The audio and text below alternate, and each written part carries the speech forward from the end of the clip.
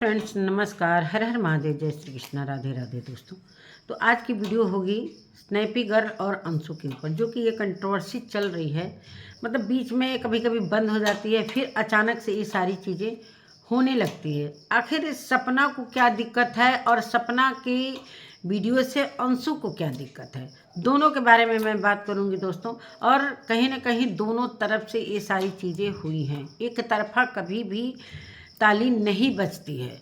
मतलब जब सपना घर से निकलती है उसके बाद आरोप और प्रत्यारोप क्यों लगाए जाते हैं? क्यों नहीं वो उस घर में रहकर किससे डर था? जब अंशु के हिसाब से वो किसी से डरती ही नहीं थी, सारी चीज़ें अपने मनमानी करती थी, तो फिर ये सारी चीज़ें क्यों उस घर से निकलने के बाद ही ये सारी चीज़ें, रिकॉर्डिंग से लेकर हर एक चीज़, जैसा कि सूरज जी का रिकॉर्डिंग सपना ने लगाया और पूरे सोशल मीडिया पर ऐसी आग की तरह फैली कि सपना के साथ तो बहुत ज़्यादा अत्याचार हो रहा है। जो कि सपना ने ये सारी चीज़ें एक पर एक सारी चीज़ें बताती गई कि मेरे साथ क्या क्या हुआ था, कैसे क्या है, और घर छोड़कर वो निकल गई। और अंशु का कहना है कि मतलब अभी दोनों की इस तरीके से दुश्मनी चल रही है जैसे जन्मों 7 जन्मों की दुश्मनी हो। अभी कुछ दिन पहले जब सपना और अंशु एक साथ थी, इन लोगों जैसा प्यार इतना बरसता था एक दूसरे पर। अंशु का बरसता था सपना पर, सपना का बरसता था अंशु पर। जो अंशु बिना सपना के नहीं रह सकती थी और सपना बिना अंशु के नहीं जी सकती थी। तो ये सारी चीज़ें क्या एक दूसरे के मन में, ये सारी चीज़ें गांठें, जो भी गंदगी थी, ये सारी चीज़ें दोनों के मन में पहले से थी या अभी हुई है कुछ दिनों से? और दोस्तों सारा मामला प्रॉपर्टी का है। यहाँ पर अभी प्रॉपर्टी पर आते आते आते आते ये राजवीर जी के जो केस का रीओपन है, यहाँ तक मामला पहुँच गया है। ये मामला जो अभी होने जा रहा है, ये मामला तो तब भी हो सकता था ना। मेरे कहने का मतलब है कि जब सपना ये सारी चीज़ें कर रही है, पहले तो प्रॉपर्टी की ही बातें हो रही थी। जब से सपना शिवपुरी से बाहर आई है तब से ये सारी चीज़ें प्रॉपर्टी के लिए ही हो रही थी। अचानक से एक नया मोड़ लेता है और सपना अब उस नए मोड़ में लग जाती है। तो नमस्कार दोस्तों, मैं सुमन आपका स्वागत करती हूँ। उम्मीद करती हूँ आप लोग बहुत अच्छे होंगे, मैं भी अच्छी हूँ दोस्तों। तो अभी तक मेरे चैनल को आपने सब्सक्राइब नहीं किया, प्लीज़ सब्सक्राइब कर लेना ताकि आने वाली वीडियो की नोटिफिकेशन सबसे पहले मिले। दोस्तों बढ़ते हैं वीडियो में। जैसा कि रीओपन राजवीर जी की जो डेथ हुई रोड एक्सीडेंट में, तो इसके लिए बहुत सारे लोगों ने उसी समय प्रयास किया कि ये सारी चीज़ें एफआईआर होनी चाहिए, जांच होनी चाहिए। लेकिन उस पर उन लोगों का ये था कि इस पर जांच होने पर ये होगा कि जिन्होंने ये चीज़ें करवाई होंगी वो फिर कहीं ना कहीं सपना की फैमिली पर, उनके ससुर हैं, चाहे सपना की 2 बेटियां हैं, चाहे सपना है, ये अटैक हो सकता है। इस डर के मारे ये सारे लोग चुप्पी लगा बैठे। वो भी किसके कहने पर? अंशु ने बताया वो सारी राज। अभी तक तो मैं जानती थी कि सपना के ससुर खुद नहीं चाहते थे कि ये सारी जांचें हों। हालांकि सपना ने ये वीडियो में अपने बताया था कि मेरी सासू माँ और ससुर जी ने बोला कि अब हमारे पास कोई ऐसा केस मुकदमा लड़ने वाला नहीं है, जो कि ये केस अगर ये हम लोग एफआईआर करते हैं तो ये सारी चीज़ें फिर से कुछ न कुछ अटैक हो सकता है। लेकिन कल अंशु जब लाइव आती है, 15 साल की लड़की, तो ये सारी बातें बताती है कि हम लोगों के तरफ से कुछ ऐसा नहीं था। ये सारी बातें अंशु के मायके वालों ने मना किया कि एफआईआर करने की कोई ज़रूरत नहीं है, हमारी बेटी को और बेटी की बच्चियों पर खतरा है। ये चीज़ें अभी तक किसी को नहीं पता थी कि ये सपना के मायके वालों का डिसीजन था या सपना के ससुराल वालों का डिसीजन था। अचानक से ये सारी चीज़ें बातें सामने आती हैं। और अभी तक प्रॉपर्टी का सारा मामला चल रहा था। सिग्नेचर कराने के लिए जैसे पहले ये अंशु के सास ससुर अंशु के घर जाते हैं, उसके बाद सपना के घर आते हैं, तो ये सारी चीज़ें अभी तक कोई भी ये चर्चा नहीं था कि राजवीर जी की मौत का ये जो केस है रीओपन होगा। इस पर ना ससुराल वालों का कोई एक्शन हो रहा था, ना मायके वालों का, ना अंशु का, ना सपना का। अभी जब ये सारी बातें सामने आई हैं तो सपना का भी यह है कि हाँ जांच होनी चाहिए। उस समय ये सारे लोग कहाँ थे? उस समय ये सारे लोग कहाँ थे? मानते हैं कि जिस तरीके से अंशु ने एक रिकॉर्डिंग लगाया कुछ अपनी शिवपुरी वाली मम्मी का, तो मुझे नहीं मालूम कि कोई भी माता पिता अपने बच्चे को इस तरीके से मौत के घाट में ढकेलना चाहेगा, कोई माता पिता। और मेरे को माता पिता से काफ़ी अंदर से वो है कि उनका बच्चा गया है, 2-2 बच्चे गए हैं, काफ़ी वो मतलब किस तरीके से वो इस चीज़ को सहन किए होंगे, इसलिए कि भाई उन्होंने पाला है, पोसा है, और इतना बड़ा होने के बाद उनके साथ ऐसी घटनाएं हो जाती हैं, तो वो जिंदा हैं, बस खा रहे हैं जिंदा रहने के लिए। लेकिन प्रॉपर्टी के लिए सारे लोग उनके आसपास घेरे हुए थे कि यहाँ बेचना है, यहाँ खरीदना है, यहाँ ये करना है। सपना के निकलने के बाद बहुत सारी चीज़ें सपना के ऊपर भी आई कि ये बेचना है, वो बेचना है। क्यों भाई? किसी को ये नहीं पता, ये नहीं था कि एक बच्चे की जान गई है रोड एक्सीडेंट में, कम से कम ये पता तो लगना चाहिए कि हाँ वो है कौन, वो है कौन, कम से कम कोई तो नहीं। तो माता पिता को तो ये सारी चीज़ें आवाज़ उठानी चाहिए, बहुत सारी बातें। और अंशु ही क्यों आती है बार बार? जो अंशु को बुलवाया जाता है, अंशु ने अपने लाइव में ये बताया कि मेरी ये लास्ट लाइव होगी, चाहे लास्ट वीडियो समझना चाहे लेकिन अंशु के चेहरे के रंगत क्यों उड़े हुए थे? अंशु ने बोला कि मैंने अभी सभी को ब्लॉक किए हुए हैं कि मेरे को कोई डिस्टरबेंस नहीं हो, और आज मैं सभी के सवालों का जवाब दूंगी, जो भी कहना हो आज ही कहूँगी। मतलब लेकिन अंशु जब वीडियो जो लाइव कर रही थी तो सामने भी कोई था, भले अंशु बता रही है, लेकिन अंशु से ये सारी चीज़ें, अंशु को क्यों बीच में लाया जा रहा है? क्यों अंशु को ही आगे बैठाया जा रहा है कि बच्ची है, उसकी बातों का बात भी कह देगी और बच्ची में निकल जाएगी? लेकिन हम नहीं मानते हैं कि उसकी उम्र 15 साल है, वो छोटी बच्ची है, लेकिन वो छोटी बच्ची की तरह कभी भी बात नहीं करती है। वो एक 40-45 साल की लेडी की तरह बिल्कुल मतलब एकदम मतलब ऐसा बात करती है कि कितने दिनों से वो सारी चीज़ें जानती है, झेलती है, हर चीज़, मतलब एक एक पॉइंट उसने अपने वीडियो में बोला। बहुत सारे निगेटिव कमेंट भी जा रहे थे, बहुत सारे सवाल पर सवाल खड़े किए जा रहे थे। तो हम कह रहे हैं कि जब सपना वहाँ से निकल कर चली आई, अंशु का कहना है कि 1 करोड़ रुपए लेकर गई, और 1 करोड़ कहाँ से आए, उसके खाते में कैसे आए, क्या उसने कुछ प्रॉपर्टी बेचा था, या 1 करोड़ रुपए उसके ये वीडियो बनाने के थे, कि अंशु क्या सच में ये सच बता रही है कि सपना के खाते में 1 करोड़ रुपए लेकर गई थी? अभी तो प्रॉपर्टी के लिए, गहने के लिए, ज्वेलरी के लिए लड़ाई हो रही थी, जो कि सपना ने वो रिकॉर्डिंग लगाई कि जो राजवीर जी के दिए हुए गिफ्ट्स हैं वो मेरे को चाहिए, मथुरा वाला घर। भाई इधर सपना के जो इन-लॉज हैं वो बोलते हैं कि हम ऊपर मुंह करके थूकेंगे तो सारी चीज़ें मेरे ऊपर ही पड़ेगी, इसलिए कि वो मेरी बहू है। और बच्चियों के लिए वो बड़े चिंता में पड़ते हैं। जैसा कि अंशु ने बताया कि जब भाभी के व्यूज डाउन होते हैं तो पापा को बड़ी चिंता हो जाती। इतनी चिंता रहती, इतनी अगर चिंता रहती तो मथुरा वाला घर के लिए इतना क्या बवाल करना था। अगर उनकी चिंता रहती तो कम से कम मथुरा वाला घर तो एक अपनी बहू को दे देते कि चलो भाई वो अपनी मर्जी से जा रही है, अपने जीने खाने के लिए जा रही है, कुछ भी हो रिश्ता बना रहना चाहिए, तू मथुरा वाला घर भी ले ले। तो पहले बोलते हैं कि मथुरा वाला घर तू ले लेना, और कुछ जो पैसे तुमने लगाए हैं वो पैसे मेरे से ले लेना, वो पैसे मेरे को दे देना।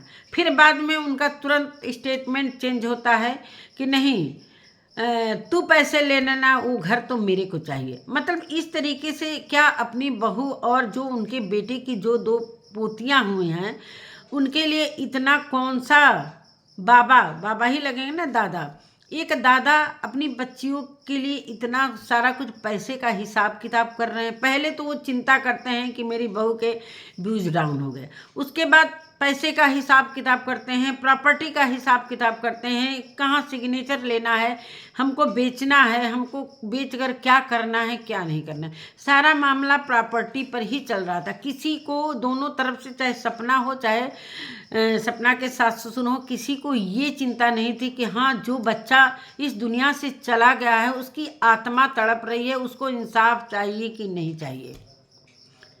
इस बारे में किसी का ध्यान नहीं जा रहा था। वो तो उसी 1-2 दिन के अंदर सारा मामला ख़त्म हो गया, पैसे भी आ गए खाते में सासू माँ के, सब कुछ, मतलब ना मेडिकल हुआ ना कुछ भी नहीं हुआ। एक्सीडेंट के बाद ये बताई, अंशु ने बताया।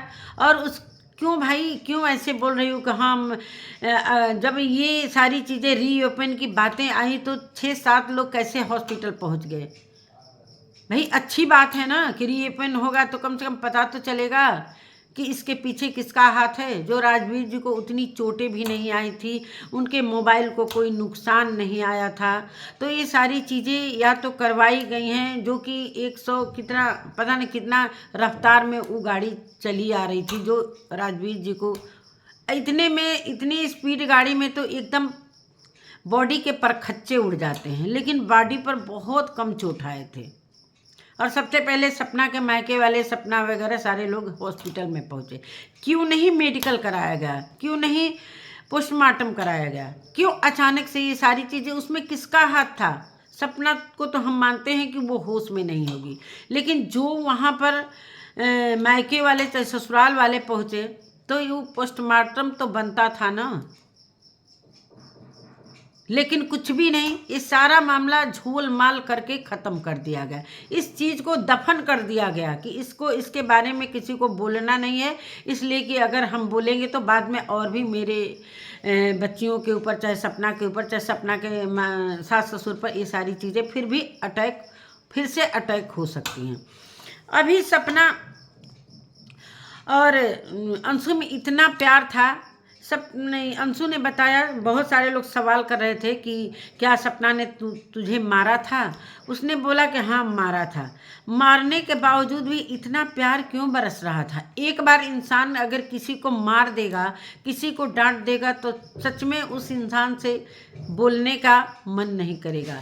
लेकिन इतनी बारिश प्यार की जो बरसा रही थी, क्या सचमुच में ये पैसे का लालच था, फ़ोन का लालच था, ज्वेलरी का लालच था। जिस तरीके से सपना ने अपने वीडियो में दिखाया कि चलो भाई तुम चली जा, उसने अपने वीडियो में बताया कि अंशु को हटाने का था कि ये हट जाएगी तो सपना अपने आप चली जाएगी। मेरे को घर से निकालने का ये प्लान था। अंशु अपने माता पिता को बुलाकर चली गई, इसलिए कि उसने भी अपने वीडियो में ये बताया था कि ये सारी चीज़ें हम सहन नहीं कर पा रहे थे। कभी मम्मी पापा हमको डांटते थे कि तुम भाभी के पास क्यों बैठती हो, क्यों उन्हीं के पास सटी रहती हो, दिन रात उन्हीं के पास रहती हो। तो ये मम्मी पापा की काफ़ी नाराज़गी थी, तो इसलिए मैं सोची कि हम वहाँ से, मेरे को निकलने में ही भलाई है। और बड़े अच्छे तरीके से इन लोगों की बातें भी होती थी। उधर सपना निकल गई, उधर अंशु निकल गई, लेकिन एक एक बात ये शेयर करती थी कि मुझे इन लोगों के बीच में अच्छा नहीं लगता है, तो ये लोग पचर पचर बात करते हैं तो मैं कहीं दूर जाकर बैठती हूँ, ये बैठती हूँ। जब सपना मिलने गई थी अंशु से तो लग रहा था कि दोनों का एक कितने सालों का मिलन होने जा रहा था। ऐसे पूरे बाल खोल के रोते हुए ऐसे दौड़ कर आ रही थी अंशु। जब ये सारी चीज़ें मन में थी तो भी इतना प्यार किसको दिखाया जा रहा था, दिखावटी था या सच में रियल था। जिस तरीके से इसने बताया कि भाभी यही चाहती थी कि हम लोग निकल जाएंगे यहाँ से बाहर और तुम मेरे पास आ जाना, और हमें बेबी केयर के लिए किसी को रखना भी, मतलब इनका ये नियति था कि बेबी केयर के लिए किसी को नहीं रखेंगे, अच्छे से अंशु प्यार भी करेगी और अच्छे से देख रेख करेगी। सपना ने भी ये बात कहा कि अभी मेरे को अंशु से दूर रखे हैं लोग, मेरे से दुश्मनी करे हैं लोग, बाद में जब अंशु की शादी होगी तो हम लोग मिलेंगे। ये मिलन कहाँ चला गया। मतलब न सपना कम है, न अंशु कम है, न ससुराल वाले कम है, न सपना के मायके वाले।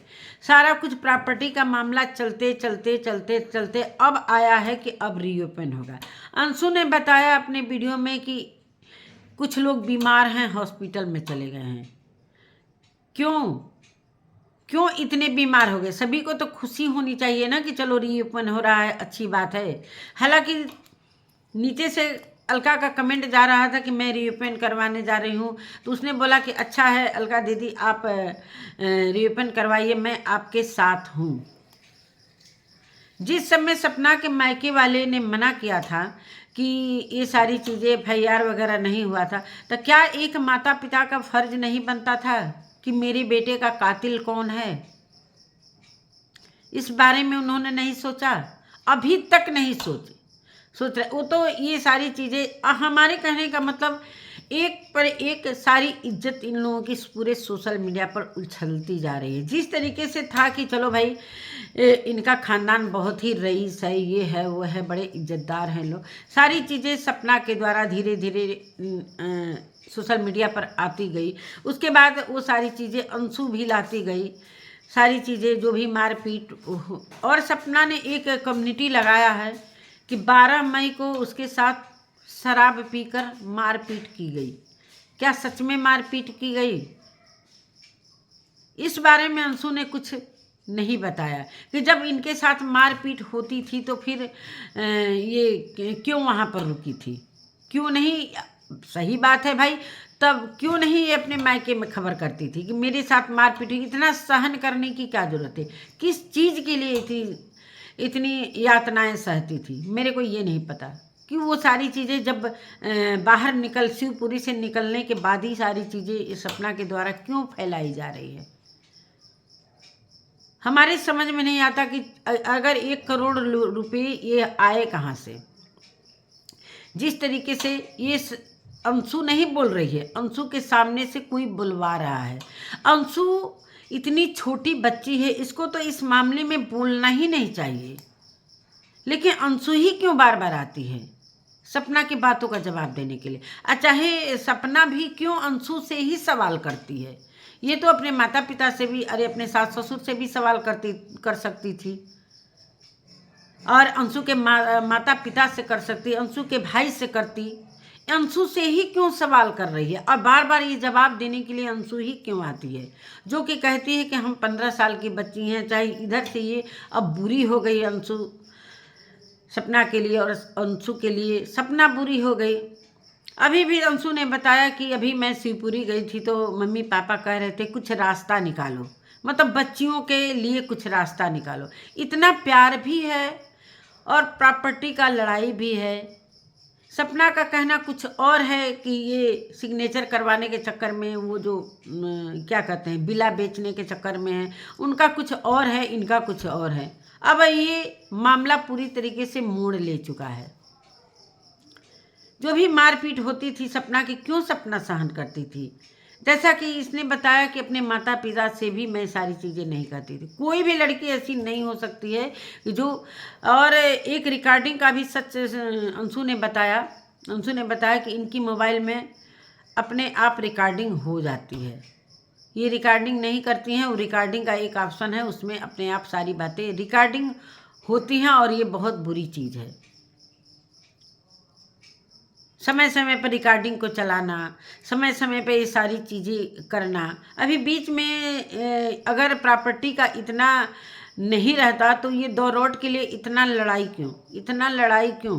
दौरोट के लिए ये थाने तक पहुंचते हैं, सपना के सास ससुर। सपना भी उस चैनल के लिए कभी ले लो अंशु, कभी ये ले लो। उस चैनल का कुछ अता ही पता नहीं चला कि वो डिलीट हो गया, गायब हो गया, सपना के पास था कि किसके पास था।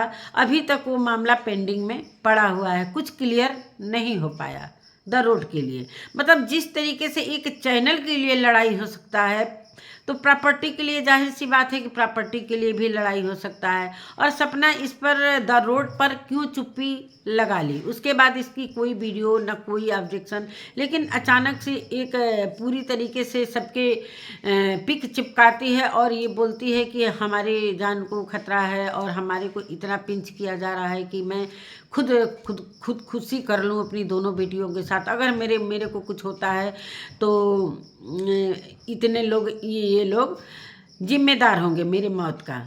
और अंशु का कहना है कि ये धमकी बहुत दिनों से ये दे रही है, ये सारी धमकी ये बार बार देती है और अभी तक देती आ रही है। बहुत सारी बातें उसने किया, लेकिन कहीं ना कहीं मेरे को लग रहा है कि जब रीओपन की बात हुई तो अंशु के चेहरे से क्यों हवाई उड़ी कि मेरे को जेल भेजवा दो, मेरे को गाड़ी से उड़ा दो। मतलब उसको कुछ समझ में नहीं आ रहा था, घबराहट में क्या कुछ बोले जा रही थी।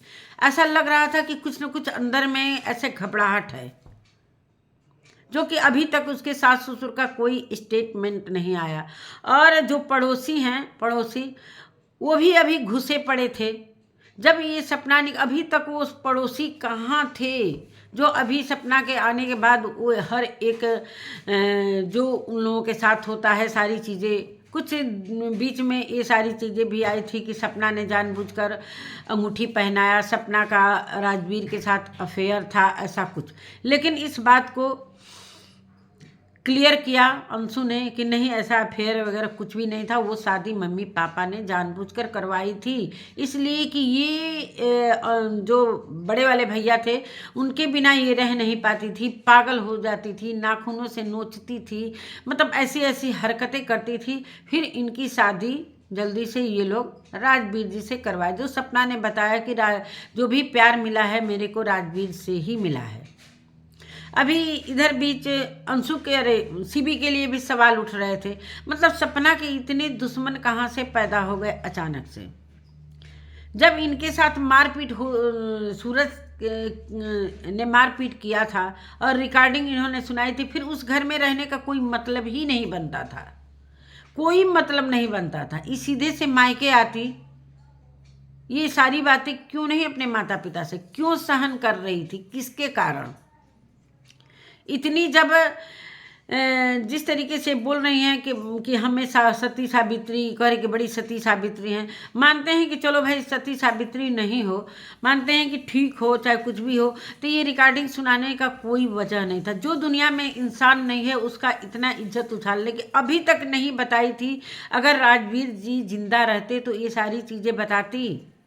राजवीर जी के चले जाने के बाद फिर वो मामला लाने का, जो कि इस दुनिया में नहीं है, उसका मामला भी लाई, तो कहीं ना कहीं सपना भी गलत है और कहीं ना कहीं अंशु भी गलत है। ये तो अच्छी बात है कि जो ये इनका जो मर्डर का जो ये रोड एक्सीडेंट का जो है, इस पर जांच होनी चाहिए, कम से कम कातिल का पता तो चले। लेकिन इसमें भी अभी बहुत सारी चीज़ें होंगी कि कहीं जांच होगा तो इसमें किसका किसका हाथ निकल कर आएगा। बहुत सारे वो जो शीशा वगैरह सब जो टूटा था गाड़ी का, वो ले जाकर गाड़ी का पार्ट वगैरह कुछ ले जाकर रखे हैं लोग।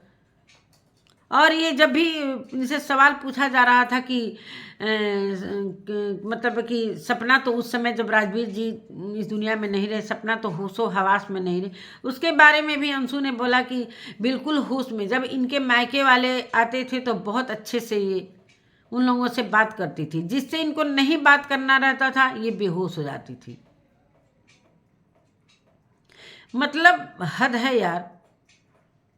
ये कंट्रोवर्सी जानबूझकर की जा रही है और उस पर पूरी तरीके से, मतलब सोशल मीडिया पर ये सारी कोर्ट कचहरी की बातें हैं, लेकिन सोशल मीडिया पर आप लोग लाकर और कुछ इस मामले को चलाकर अपनी वीडियो में चलाकर पैसे भी कमाना चाहते हो। अगर सीरियस इतना बंदा चाहे बंदी कोई भी रहता तो इस पर मोनेटाइजेशन ऑन नहीं होता। मतलब हर चीज़ व्यूज भी कमाना है, डॉलर भी कमाना है, केस भी सुलझ जाए, प्रॉपर्टी भी मिल जाए, चाहे उन लोगों को मिल जाए चाहे इसको मिल जाए, सारी चीज़ें। मतलब ये आरोप पर आरोप उधर से भी लगाए जा रहे हैं। लेकिन जब से ये मामला आया है कि चलो फिर से रीओपन होगा, तब से अंशु के चेहरे की सच में हवाइयाँ उड़ी थी। बहुत सारे लोग कह रहे थे कि तुम्हारे चेहरे से लग रहा है कि तुम झूठ बोल रही हो। लेकिन बहुत सारे इसमें कमेंट में मैंने देखे अंशु के, बहुत सारे अंशु के तरफ से लोग भी बोल रहे थे, सपना के अगेंस्ट बोल रहे थे। यही सारी बातें हैं। और सपना काफ़ी परेशान है अपनी बच्चियों को लेकर। वो जो बिला की बात हो रही थी उसके बारे में भी बताई कि मेरे को बार बार फ़ोन आ रहे हैं कि बिना आपके कुछ भी नहीं हो सकता है। और एक बार कहती है कि मुझे कुछ भी नहीं चाहिए, प्रॉपर्टी ले लो, सब लोग हमको जीने दो। फिर प्रॉपर्टी की बात, अभी तो प्रॉपर्टी चल रहा था, लेकिन इसमें भी बहुत सारे रोटी सेकने वाले आ गए हैं कि चलो भाई इसमें राजवीर जी का भी चलेगा तो सबकी वीडियो भी चलेगी, अच्छा खासा सोशल मीडिया पर रायता भी फैलेगा, जिसका जाएगा वो जाने। यही सारी बातें हैं दोस्तों। बहुत सारे सवाल सपना से भी हैं, बहुत सारे सवाल अंशु से भी हैं, लेकिन ना अंशु को हम सही मानेंगे ना सपना को सही मानेंगे। जिस तरीके से अंशु भी कई सवालों के बीच में घेरे में वो झूठ भी बोल रही थी, कुछ बातें सच बोल रही थी लेकिन कुछ बातें झूठ भी बोल रही थी। अभी एकदम अचानक से सपना और अंशु इतने मतलब एक दूसरे को देखना नहीं चाहते हैं। इधर इसकी वीडियो में बोलती है कि अपना अपना ही होता है और गैर की बच्ची कभी अपना नहीं हो सकती है। मारने पीटने के बावजूद भी जिस तरीके से उसने बताया कि मेरे मतलब ऐसे पीछे करके उसके रीढ़ पर मारा था क्या है, उसके बावजूद भी इतने प्यार इस पर बरसा रही थी। अंशु जब जा रही थी और सपना इतना एक दूसरे से गले मिलकर इतना रो रहे थे, लग रहा था कि कृष्ण सुदामा का ये सीन चल रहा है। फिर उसके बाद अचानक से ये सारी चीज़ें प्रॉपर्टी की बातें आ गई। पहले तो प्रॉपर्टी की ही बातें शुरू हुई। राजवीर जी के इंसाफ का तो कहीं अता पता ही नहीं था, न उधर की फैमिली में न इधर की फैमिली में। न सपना ने इस बारे में बात की, न ही उनके जो सास ससुर हैं उन्होंने। अभी सास ससुर के पास बहुत सारे लोग प्रॉपर्टी के लिए घेरे थे। जैसा कि अंशु ने बताया कि मेरे को बचपन से इतना प्यार किए हैं लोग, बहुत सारे लोग चाहते थे कि मेरी बेटी को ले लो, मेरी बेटी को ले लो। उनके पास बेटी नहीं थी, तो अभी वो लोग अचानक से मौसा मामा क्यों बीमार पड़ गए? क्यों बीमार पड़ गए? क्या सबको प्रॉपर्टी का लालच था कि कुछ हिस्सा मेरे को भी मिल जाएगा? मतलब उनके सास ससुर को पूरी तरीके से उनके रिश्तेदार मूर्ख बना कर रख दिए हैं कि जल्दी से ये सपना जैसे ही निकलती है तो वैसे ही ये सारी चीज़ें बिकनी चाहिए। उस पर सूरज जी का बहुत बड़ा सपना था फार्म हाउस का, वो मैंने देखा। राजवीर जी के मरने के बाद सपना अंशु सब वहाँ पर गए थे। वो सारी चीज़ें, फार्म हाउस इतना बड़ा था, वो सारी चीज़ें मेरे को देखने। इतना बड़ा ज़मीन है, करोड़ों का है, उस पर सारे रिश्तेदारों का कहीं ना कहीं नज़र है। लेकिन अभी जब ये मामला आया है तो सारे अपने अपने इधर उधर चले गए। अब जाकर शिवपुरी में सेवा करो भाई उनका, जिसको प्रॉपर्टी का लालच है सेवा करो, कुछ तो मिल जाएगा जो उनके नाम है। मतलब अंशु को इतना पता है कि ये चीज़ इनका है, ये चीज़ इनका है, ये चीज़ इनका है, हर चीज़ अंशु को पता है। 15 साल की लड़की को इतना भी नहीं जानकारी रहना। अगर मानते हैं कि ये सारी चीज़ें पुलिस केस होता है तो इसमें अंशु को इन्वॉल्व करना क्या सही है? उनके माता पिता अंशु को आगे लाकर क्या उसके भविष्य के साथ खिलवाड़ नहीं कर रहे हैं? हमारे समझ से अभी उसकी पढ़ने और खेलने खाने की उम्र है और उसकी भी अभी शादी भी करनी है, और वो इस कंट्रोवर्सी में लाकर अंशु को फंसा दिए। बार बार अंशु को सामने ले आकर खड़ा करते हैं। अंशु भी झूठ बोलती रहती है कि हाँ ये सारी चीज़ें जो अभी मैंने सभी को ब्लॉक किया है।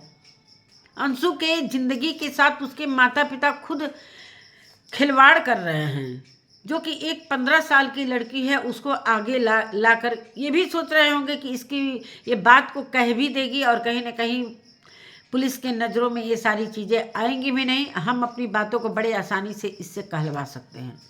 ऐसा नहीं होता है भाई, वो बच्ची फंस सकती है।